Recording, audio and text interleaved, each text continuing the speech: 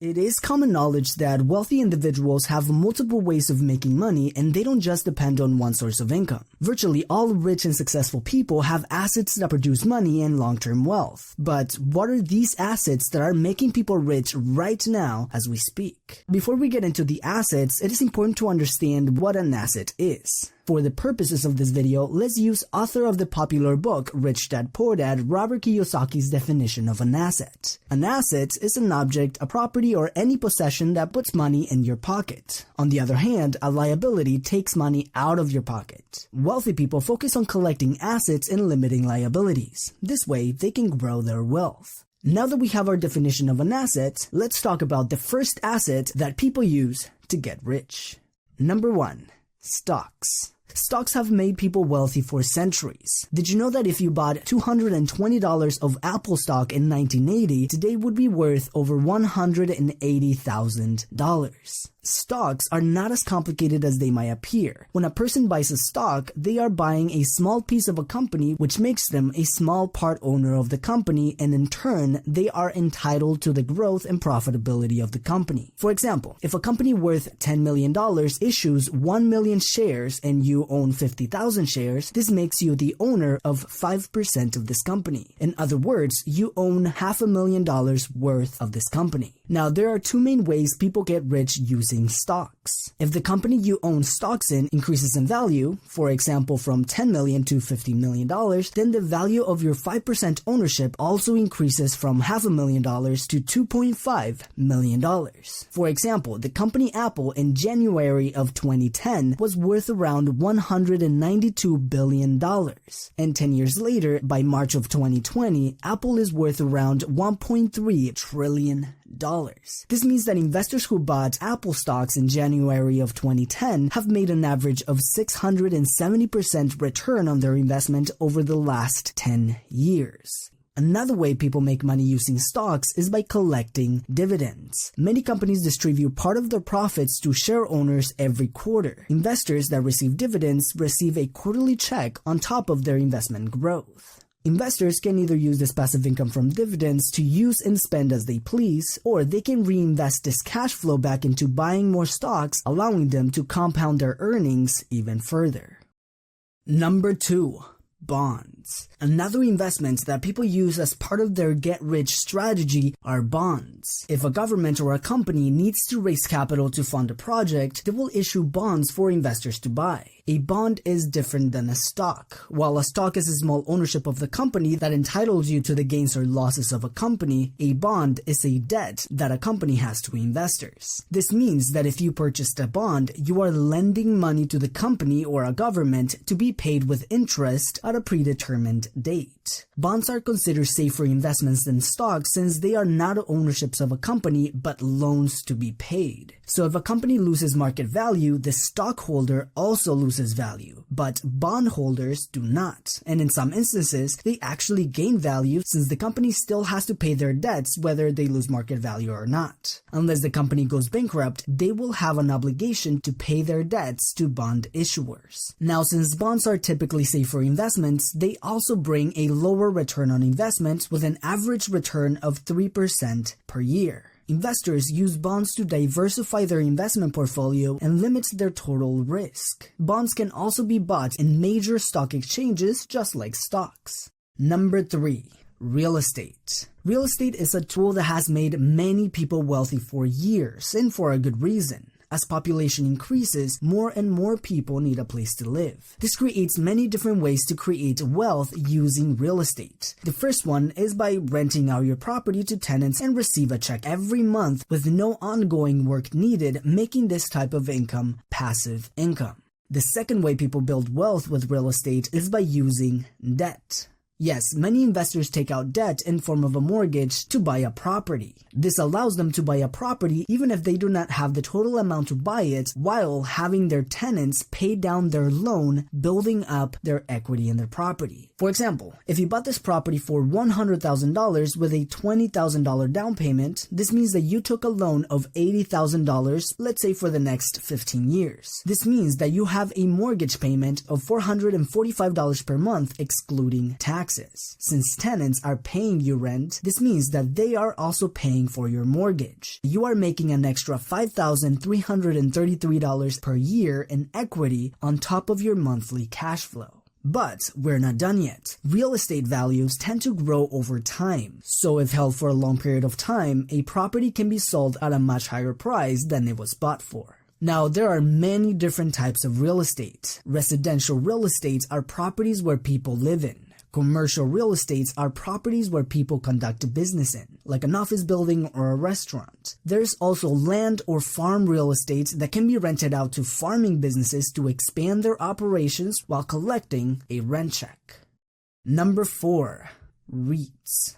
Now, if real estate sounds good, but we don't want to deal with all the management and the logistics of owning real estate, then a REIT can be a good option for investors. This stands for Real Estate Investment Trust, which is a company that owns and operates real estate where investors can buy shares and receive dividends. A REIT is similar to a stock. When an investor buys a REIT, they are buying a share of a company that owns and manages real estate properties. This company collects the cash flow generated from the properties and distributes their earnings to their shareholders as dividends. Real estate investment trusts can also be bought and sold in major public exchanges such as the New York Stock Exchange or the Nasdaq, making it easier to buy and sell. Number 5, businesses. One of the biggest ways people are making money as we speak is through building their own businesses. Now, for most people, starting and scaling a business is not a passive way of earning money. Building and scaling a business takes a lot of work, but if done right, we can systemize this business to be more passive, turning this business into a passive income asset. Number 6, index funds. We talked about stocks earlier and how many people have become wealthy using them, but this type of asset takes it a little further. Just as we can make money with stocks, we can also lose money with stocks, and buying individual stocks can be quite risky. See, no one can really predict what the market will do, and unless you are a master investor like Warren Buffett or Ray Dalio, chances are trying to predict how one specific company will perform is a risky move. This is why index funds are an asset on their own. Index funds are types of mutual funds that match or track a section of the financial market, like the S&P 500, which tracks the 500 biggest companies in the US. This means that if one company loses 20% of their value, your overall investment doesn't. The benefits of an index fund are, number 1, instant diversification. Since you are buying not just one company but a whole sector of the market, your investment is safer than if you put all of your money in one company. And number 2, low operating expenses. Since this type of fund follows a sector of the market, it doesn't require any active management. This means no management fees that eat up your profits. Number 7, patents or trademarks. If you have an invention that you think can be potentially lucrative, you can file for a patent to protect your invention, and companies will have to pay you to use your invention. This could be an idea, a product, or a software. If your invention has marketable value, you could license your patent to companies and make residual income from it. Have you ever heard of this Linky? This simple little invention has made around $3 billion in profits. Same with the Furby. This little patented idea made around $500 million per year at its peak. The Cushball patent, invented by Scott Stillinger in the 1980s, was sold to Hasbro for $100 million. Now, trademarks are a little different. Trademarks protect other properties such as logos, names, and even phrases. There are many popular catchphrases that are trademarked. For example, this phrase that you can see on the screen was trademarked by Disney and cannot be used commercially by any other company without cutting Disney a check.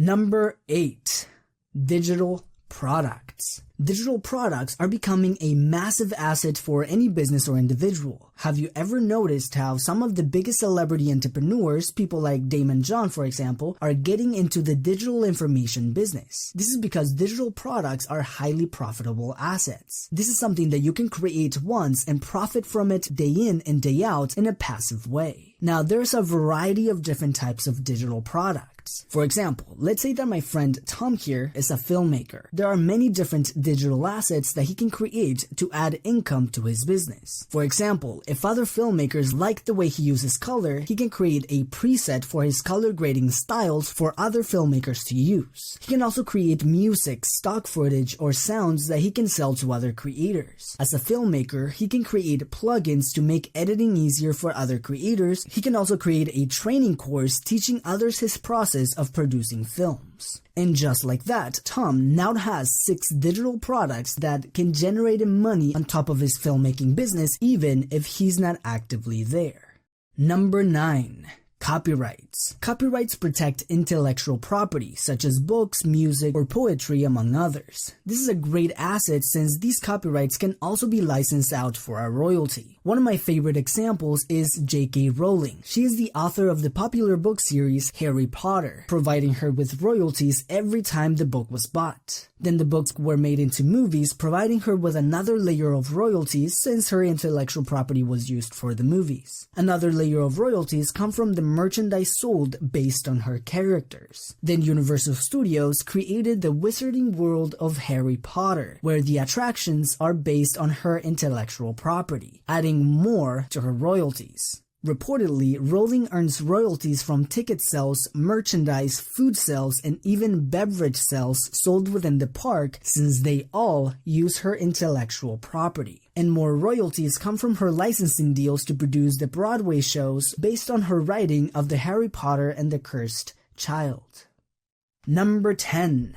Audiences and social media brands. This is something that is fairly recent. Many people didn't think it was real a few years ago. Then when influencers began making as much money as A-list celebrities, people took notice. And now celebrities are becoming social media influencers. It's not only the high levels of attention that is possible with social media, but the level of relationships that we can build on these platforms is incredible and highly valuable. 10 years ago, you couldn't interact with a business or your favorite celebrity by watching them on TV. Imagine if you were to send a message to your favorite artist and actually get a message back. Now, we live in a world where this is a reality. How much more likely are you to buy their CD or go watch their movies or even buy their products right when they come out? The best thing about social media is that there is no barrier of entry. Anyone can take advantage of these platforms and build great businesses around them. This channel, for example, was grown with a $40 microphone and a computer and nothing more. So anyone with a camera on their phone can begin building an income-generating asset with social media.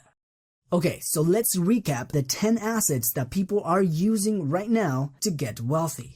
Number 1, stocks. Number 2, bonds. Number 3, real estate. Number 4, real estate investment trusts. Number 5, businesses. Number 6, index funds. Number 7, patents and trademarks. Number 8, digital products. Number 9, copyrights. And number 10, a strong social media brand. In the comments below, let me know what are other assets that are missing from this list, or whether you agree or disagree with the list.